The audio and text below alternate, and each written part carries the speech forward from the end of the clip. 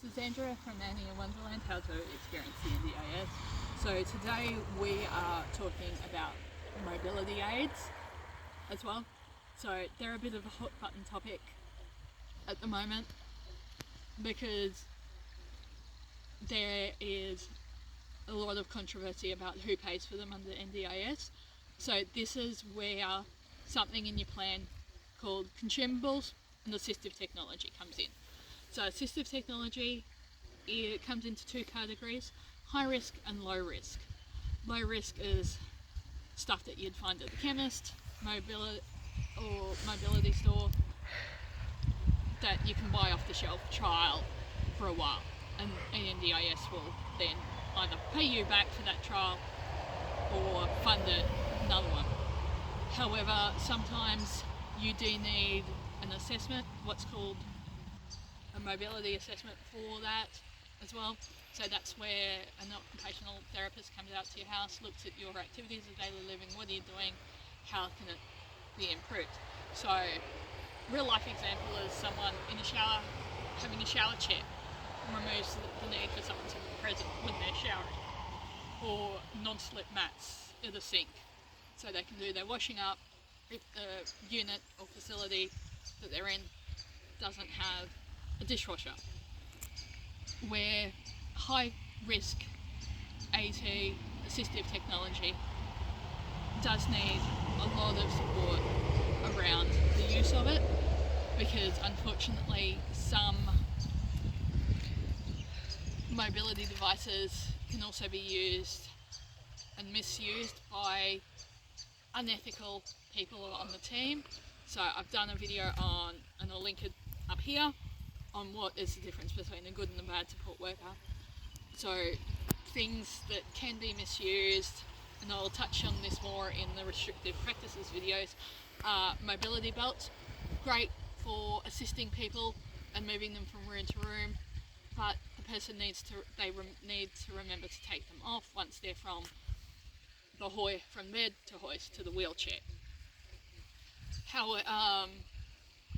So things like that are a really hot button topic as well, because I have seen on my newsfeed recently, don't do a lot of TV guys, that it is a bit of a hot button topic around restrictive practices, because in doing some research for that I've actually found out that there's two conflicting laws on that one that don't actually match up. So that's where that video is in the works, but need to do a bit more research on it as well.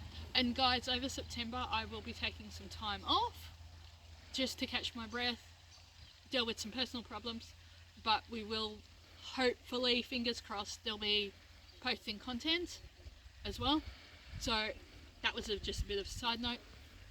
But mobility aids are generally things that help you move around more safely without a support worker, or to help the support worker to be safe. So things that, like your wheelie walkers, wheelchairs, and sometimes if they are approved, because they are very high risk, is your electric wheelchairs or a mobility scooter. But again, has to be fair, reasonable, necessary, and linked to your independence and quality of life and your disability. And your disability has to be diagnosed, treated and stable. I do know that there is a push to get a couple new conditions on the NDIS, being AD. I know that there was recently a press club launch that ADHD as a primary diagnosis wasn't on the NDIS. So guys, I'll do a bit of more in-depth video, but just to touch on it lightly, when you get approved for NDIS, you have a major disability, which is, in their language is called a primary disability, that the NDIS will support. Then you have your secondary disabilities. So for someone with one disability, they might not have a lot of help, but someone who presents with complex needs, where there might be health conditions that interplay with the disability, you might get a bit of both funded. It all depends on your situation. I know I've done a video on a good support worker to help you navigate the system. I'll link that up here. And guys, thank you. See you guys in the next video.